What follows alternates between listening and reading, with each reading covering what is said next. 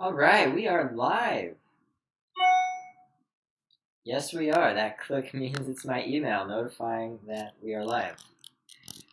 All right, welcome to another exciting edition of Clifton's Clicks, your cliff notes to the cosmos. And as always, I am your host and guide, and I greet you with so much love, appreciation, gratitude, motivation, and integrity to reality.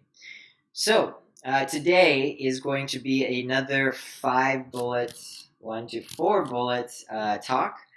So, we're getting more structured here, and I appreciate all the feedback on the preference for structure. These have different feels to them, and this one is definitely a structured one. So, we're going to get into the problem with books to help create transformations, the multidimensional audit, what is your crutch, the vibes of business are actually more similar than they are different, and abundance, the various levels of abundance to think about. All right, so jumping right into it. All right, so problem with books. So here I am writing a book all about upgrading your operating software, and I'm reading different books, getting research and just an understanding for the feel and vibe of different books and different authors, and also different audience members. There's many different formats and styles, and one of the things to consider is the voice at which you're writing the book, whom you're writing the book for, and that's really an important consideration for transferring this information is who is this for? And when one of the benefits of stumbling upon this is I'm writing it for very logic dominated individuals. I'm writing it for really a linear path using logic to get to multidimensional understandings and wisdom, to provide a framework and sort of scaffolding for you to undergo your own exploratory shifts and upgrades for yourself. So luckily logic works, but one of the challenges of a book is that a book appeals to your brain, it appeals to your head, it appeals to your logic. And when you're actually reading books, you're reading words and you're transcribing them, it is all a mental process. There is very little that is going on that is involving the rest of your body. And it's that very thing that we are trying and that I am writing about, how to access this multidimensional version of you, how to access and feel vibes and emotions. And when the entry point is through your brain, it's a bit of a catch 22 to try to allow your brain to relinquish so much control over your body so that way it can be guided through different parts of your body, guided from a different wisdom and a different intelligence. But I'm specifically speaking to the intelligence that is, and that creates a sort of self-fulfilling prophecy of you need the brain to continue. Why? Well, because I read this book, I read this program, I read these things. And that's really the key difference between a book knowledge and academic knowledge of this upgrading your operating software and other forms at which you can transmit information to help people change, which is ultimately changing their lifestyle, which means they're changing other aspects of their body and their inner space as well.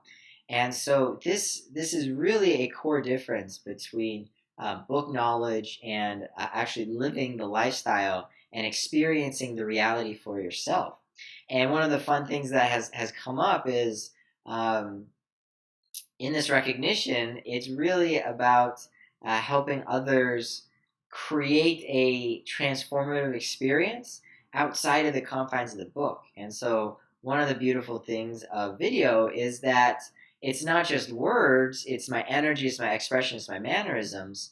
And it's a more sophisticated means by which we can deliver the vibrational frequency that we then process as words and information, which ultimately creates a resulting vibration or understanding comprehension in our brain. Basically, how you receive the information. If you receive it simply just from your brain, then that's great. You're supporting the brain's growth. But the challenge is that you're too brain dominant, and you need to operate from a greater understanding of how your body can work that goes beyond, that transcends the brain dominance. And so it's about finding ways to really activate that component, which is why an in person coach, a transformative coach, is so great, which is why specific practices are so great, and why retreats are beneficial, because it's an experiential thing in which you go beyond simply just the mental processing and the mental receipt of how to upgrade your operating software. And so one of the things that has taken shape is the need for expressing these words, these wisdom, this message in a multi-dimensional way, not simply just the book. The book is important, but understanding the book is the entry point, the access point to speak to the mind-dominant individual. But it's but in no way, shape, or form the end results of the product of creating that transformation that's necessary. And so that's a beautiful thing, is that for you, if you are someone who, maybe someone has mentioned you're too brain centric or too logical, or a desire, or if you have a desire to be more emotionally intelligent, or have vibrational awareness, or just a desire to upgrade your operating software, recognize and realize that you need to speak to your inner space from a different path than the brain. Of course, the brain will have to be there, but books and more knowledge is not actually going to help you. It's actually going to be more challenging for you to actually take those steps to make the change and that transformation, because you just become so comfortable with that being your process of how to upgrade your operating software. A lot of challenges are this occurs in the self-help space and also the personal development space, are people who consistently buy books and programs to help them in an area of their life, but they never actually make the change. And this is really the core fundamental challenge of what they're facing. It's not necessarily a self-doubt issue, which it is present in one dimension, but it is actually because the message and the solution being presented doesn't have that multidimensional grasp and understanding of actually how to deliver the results in the solution. Now they've stumbled upon it through various, luck, and that's the beautiful thing about ingenuity, is you throw enough ideas at a wall and something will stick. But the idea, of course, is the idea of workshops. It's not to speak to the mind. It's to allow the mind to be okay with being exposed to energies and information that goes beyond the mind to the full body, and to actually taking action, not simply staying within the internal mental space, but actually your physical space and your being. So I wanted to express that to you, is that if you find yourself constantly consuming, or needing, or feeling a need to consume more information to change your life, then that's a big red flag, a big sign saying, hey, actually, it's not more information I need. And I actually need a solution that understands the complexity of the sort of catch-22 that I'm in, and provide a solution that recognizes the optimal way at which I can make that lifestyle change and be confident with it, not a forced change, or a one out of guilt or fear or shame, but one that you can truly in your inner space feel confident about making. And that's one of the things that is being created here at Faces of the Future and Clifton's Clicks. All right, the next part is the multidimensional audit. So my background is a CPA. I started out as an auditor at Deloitte, and as I'm working with different clients and coaches, and just understanding my own inner growth and development, is to really take an assessment of where we are at. And one of the challenges is removing assessment and judgment is a necessary component towards upgrading our operating software and getting to that place of no thoughts, no judgments, etc. However, once that's been obtained and you're reverse engineering a pathway for others to get there that speaks to sort of modern reality and the modern American lifestyle and global lifestyle, you do have to enter into that arena of seeing and doing an assessment of exactly where you are, in order to appeal to the logic to be able to be open to solutions that will create that transformation within you. And what I mean by that is, if you are constantly focused on positive stuff and a positive life, that's great. And that's great for most people in general. But always having gratitude and thinking about abundance, first of all, is a necessary practice, right? And that's where a lot of people's practices, like Deepak Chopra and all this, like The Secret, attraction is important. Is you have to develop the skill. But once you develop the skill, now you have to go back through it and do this multidimensional audit of understanding where it is that you may actually not be so set up for success in an abundance mindset. And now this starts getting into a multidimensional logic space. But the thing is that if there's an aspect of your life that hasn't truly been successful and you're trying to apply an abundance model onto it, it's piling on more junk into it that makes it more challenging to actually address the inner work that needs to happen for you to have that breakthrough. So for example, if you have diabetes, or if you're overweight and you have an abundance mindset, you might think, oh yes, there's such amazing food and such good food everywhere, but you're still overweight. You still have an issue with your body. You have to address, or at least in your assessment time, which is a very specific time that you're not constantly beating yourself over the head with every day.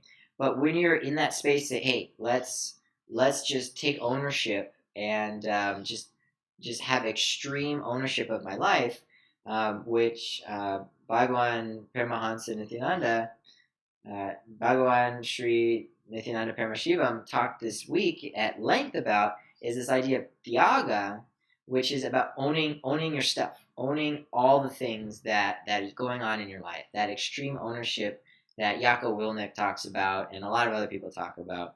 But it's like saying, hey, I'm overweight. Okay, I'm overweight. Like, let me just own the fact that I'm overweight. And when you apply an abundance mindset, you may not necessarily be given or driven or guided to that true necessity to have that sort of reality check. And if you're told to never exist in this scarcity mindset, or if you're always supposed to be in your greatest expression and joy, well, there might be an aspect of your life that is actually preventing you from growing and actually experiencing even more joy. And you have to be able and be willing, and that's the key, be willing to address those aspects of you that aren't good. So, for example, I wrote about in the book one chapter about a business owner, an entrepreneur, who you constantly want to grow a business, you want to do well. The DNA of business, one aspect of it is accounting. And lots of people don't like accounting. But the thing is, it's part of business. You can't exist without accounting. Why? Because we live in the United States and we have taxes. We have organizational requirements. We have fiduciary duties and responsibilities that we embrace and we take on when we say we want to run a company. So if you are against, or if you have some inner resistance towards accounting, that's fine. But note it when you do this multidimensional audit of yourself and use that to help you. One of the things in entrepreneurship that tends to happen is this perception that you are perfect and everything's going great, and you have the smoke and mirrors of just how awesome everything is. But sophisticated investors and people who've been in the industry for a long time kind of can smell where, there's phony stuff happening. And so actually what's better is to just be straightforward and honest, because the other person knows it. The sophisticated person knows it, and those are the people you want to attract. You want to attract those people who have the experience, because those are the people who can help you, not necessarily those who kind of get fooled by your nonsense, because those people are equally as naive and therefore not as effective in helping you navigate. And it also recognizes your own current position, because if you are always hiding something under the rug, you're going to be spending a lot of time, energy, and attention to protect that and to make sure people don't look at it. But at the same time, it's much easier to solve it at the very beginning than it is when your company's getting bigger or when you're getting bigger. And so, one of the things to think about is, what area of your life do you have something that you don't really want people to look at? Or in another way, in a relationship, what is there something that you're using your relationship as a crutch for, the other person in your life as a crutch for? This could be a friend, could be a girlfriend, it could be a wife, a husband, etc., a child. Well, what is that crutch? Because that creates a clear need for you to grow and to separate, so that way you can unclutch and fill that void. It's like it's this cute picture of like an old couple dancing together, just leaning on each other because they can't stand up straight for themselves, but because they can lean on each other, they can dance. That's beautiful in a wonderful, loving, romantic relationship.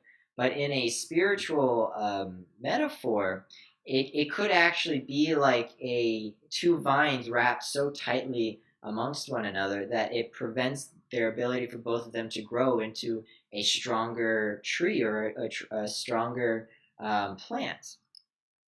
And so, for example, if you may not necessarily, and I can, if you may not have such a strong fortitude for cooking, you might attract a partner who has a overabundance of nurturing.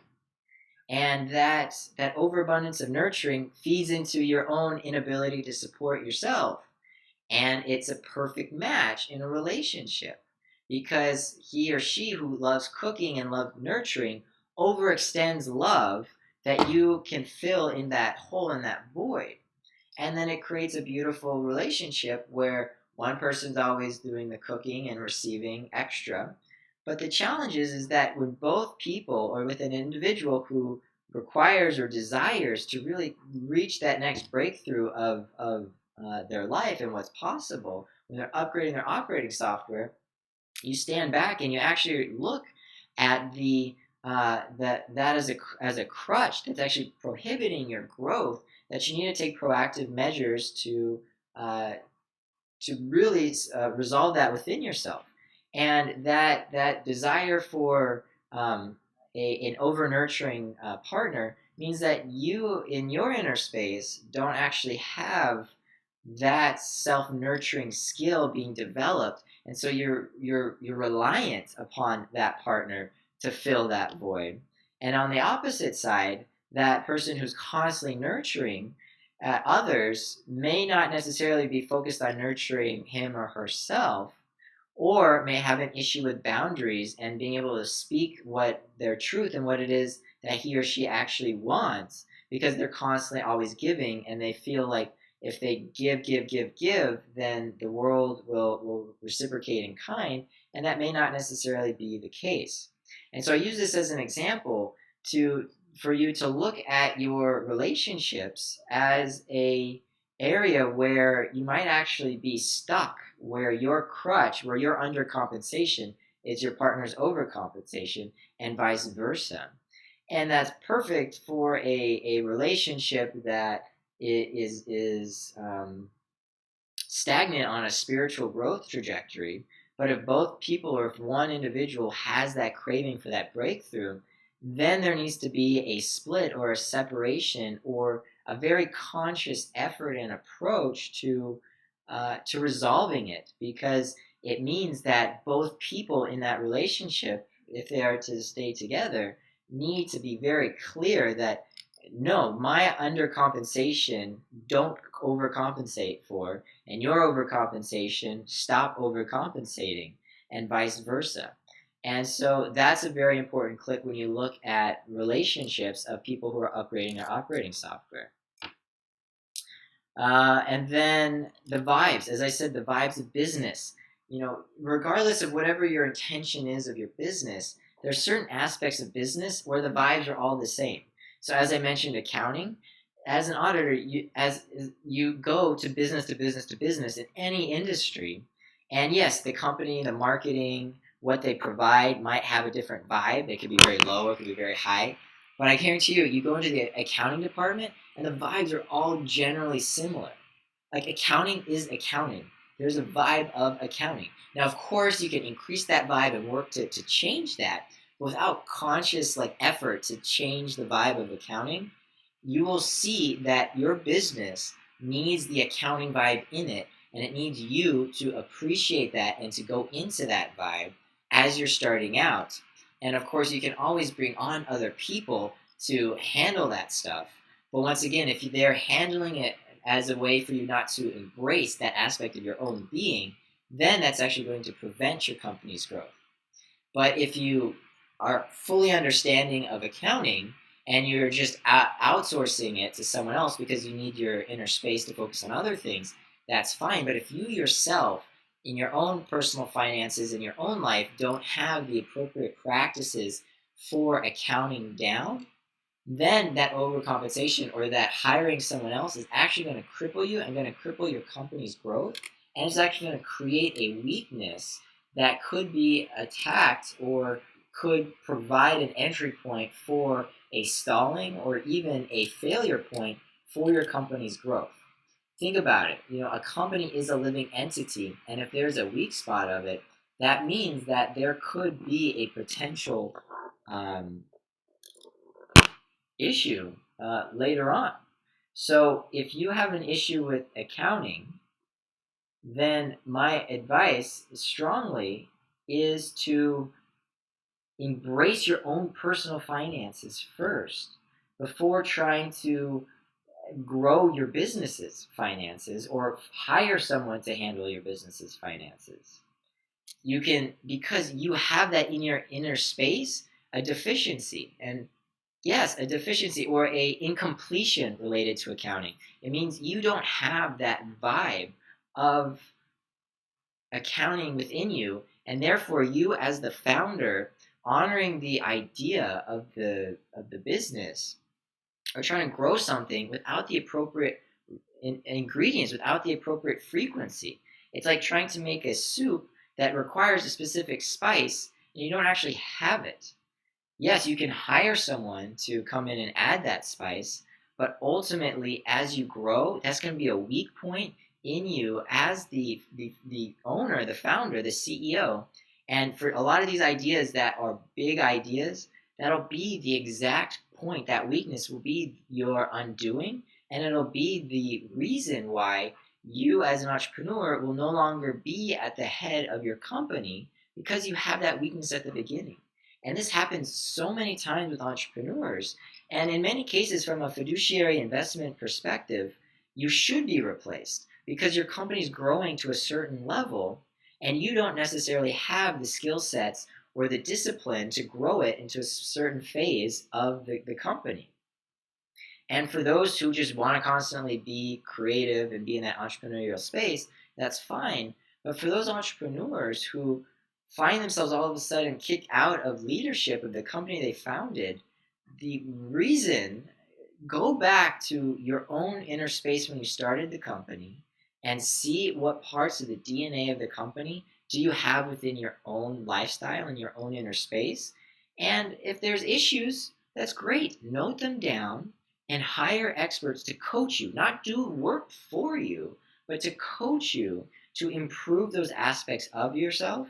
So that way, when you grow the business, you can maintain that leadership perspective, and that once weakness will be a strength that was nurtured at the very beginning. All right, and the final part I want to talk about is abundance.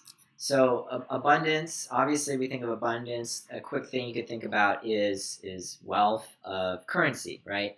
But abundance can be wealth of good weather. It could be an abundance of good food. It could be a lot of material things, right? And it's an observational practice that we do. But abundance can also be an abundance of time. So you might have an abundance of time to spend with your children, or with a business venture, or on vacation, or on a walk, or with a particular person. Well, we all have 24 hours in a day. So where are you spending it? And doing an audit of where you spend it is highly productive in understanding just what you're currently speaking as from a place of abundance, because we get to dictate where we spend our time, our waking time, our sleeping time, just our 24 hours. And so we all have 24 hours. So if you're in a place where you don't feel abundant, just look at your 24-hour day and say, I am the ruler, I am the king, the god, the deity, whatever you want, of my 24 hours. Where should I spend my time?